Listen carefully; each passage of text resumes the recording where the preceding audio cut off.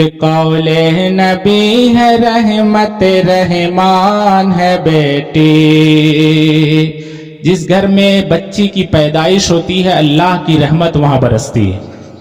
تو شاعر کیا کہتا ہے کہ قول نبی ہے رحمت رحمان ہے بیٹی، قول نبی ہے رحمت رحمان ہے بیٹی، قول نبی ہے رحمت رحمان ہے بیٹی، قول نبی ہے رحمت رحمان ہے بیٹی، قول نبی ہے رحمت رحمان ہے بیٹی، ماں باپ کی نجات کا سامان ہے بیٹی، ماں باپ کی نجات کا سامان ہے بیٹی، قول نبی ہے رحمت رحمان ہے بیٹی۔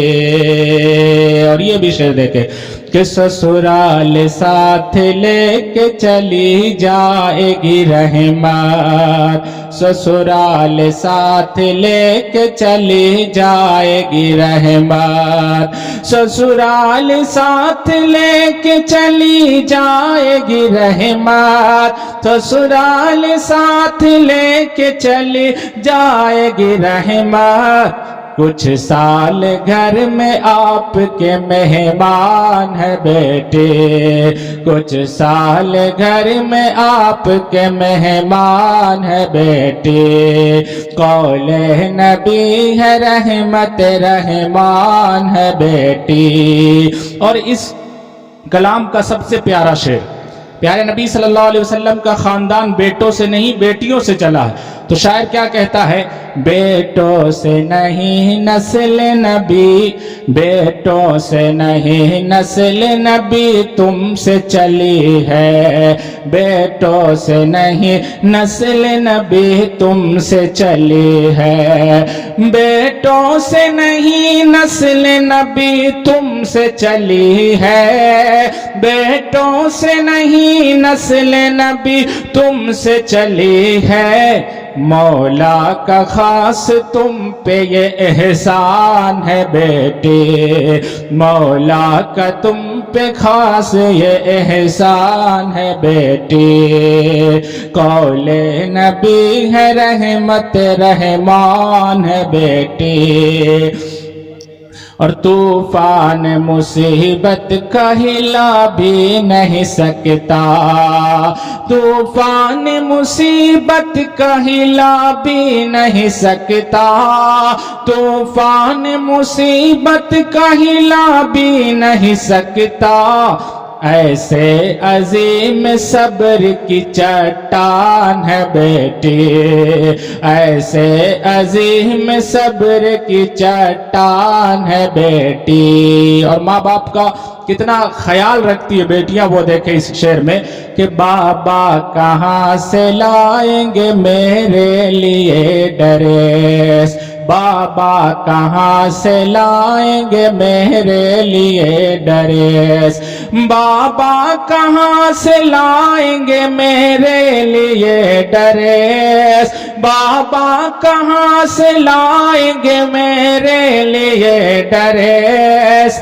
بابا کہاں سے لائیں گے میرے لیے ڈریس، دن رات سوچ کر یہ پریشان ہے بیٹے، دن رات سوچ کر یہ پریشان ہے بیٹے، قول نبی ہے رحمت رحمان ہے بیٹے۔ اور آخری شعر دیکھیں کہ کہتا ہوں پیار کرتا ہوں پیار دونوں سے، کرتا ہوں پیار دونوں سے جامی مگر سنو، بیٹا بیٹی دونوں سے پیار کرتے ہیں، لیکن شاعر کیا کہنا چاہتا ہے کہ کہتا ہوں کرتا ہوں پیار دونوں سے جامی مگر سنو، کرتا ہوں پیار دونوں سے جامی مگر سنو، کرتا ہوں پیار دونوں سے جامی مگر سنو، کرتا ہوں پیار دونوں سے جامی مگر سنو، بیٹا ہے میرا دل تو میری جان ہے بیٹے، بیٹا ہے میرا دل تو میری جان ہے بیٹی، قول نبی ہے رحمت رحمان ہے بیٹی، ماں باپ کی نجات کا سامان ہے بیٹی۔ درود پاک پڑھ لے، اللہم صلی علی سیدنا شفیعنا حبیبنا مولانا محمد بارک وسلم، صلو علیہ الصلوۃ والسلام علیک یا رسول اللہ صلی اللہ تعالی علیہ وسلم۔ محترم حضرات، نکاح کی محفل ہے، اس تعلق سے دو چند باتیں کر کر میں اپنی گفتگو کو سمیٹنا چاہتا ہوں۔ محبت کے ساتھ آپ سماعت کریں۔ سب سے پہلے میں جہاں بھی جاتا ہوں، شادی کی جہاں بھی محفل ہو، تو یہی کہتا ہوں کہ جس بھی نوجوان کو اپنا نکاح کرنا ہو یا شادی کرنی ہو، گارجین کو اپنے بچوں کی شادی کرنی ہو، کسی بچے کو اپنی شادی کرنی ہو یا بچی کو شادی کرنی ہو، تو سب سے پہلے اسے پیارے نبی صلی اللہ علیہ وسلم کی زندگی کو پڑھنا چاہیے، تاکہ اسے پتہ چلے کہ کس طریقے سے اپنے شادی کے بعد والی زندگی کو ہینڈل کرنا ہے، کس طریقے سے اپنے شادی والی بعد کی زندگی کو خوشحال بنانا ہے۔ کیسے تھے وہ لوگ، کتنے اچھے تھے وہ لوگ۔ آج انسان کے پاس سب کچھ موجود ہے، بڑے غور سے سنیے گا، خاص طور سے نوجوان سنے، اس مجلس میں آئے ہیں تو یہاں سے کچھ فائدہ اٹھا کر جانے کی کوشش کرے۔ آج مسلمان ہر چیز کی تیاری کر لیتا ہے، شمیانہ کیسا ہوگا ہم بنا لیتے ہیں، باراتی کتنے جائیں گے ہم بتا لیتے ہیں، باراتی کتنے جائیں گے ہمیں پتا ہوتا ہے، کون کون سی ساڑیاں خریدنا ہے ہمیں پتا ہوتا ہے، کتنی گاڑی جائے گی ہمیں پتا ہوتا ہے، سب کچھ ہمیں معلوم ہوتا ہے، کھانا کیسے بنے گا یہ بھی ہمیں پتا ہوتا ہے، اور اس سے اگر اوپر اٹھتا ہے مسلمان تو ڈی جے کون سا لانا ہے یہ بھی ہمیں پتا ہوتا ہے، ڈانس کون کرے گا یہ بھی ہمیں پتا ہوتا ہے، پڑاکا کتنے کا لانا ہے یہ بھی پتا ہوتا ہے۔ لیکن جو اصل چیز ہے کہ شادی کے بعد زندگی کو خوشحال کیسے بنانا ہے، شادی کے بعد والی زندگی اتنی آسان نہیں ہے مسلمانوں۔ تم کیا سمجھ رہے ہو کہ بہت کھیل ہے، یہ بہت آسان ہے، یہ آسان زندگی نہیں ہے۔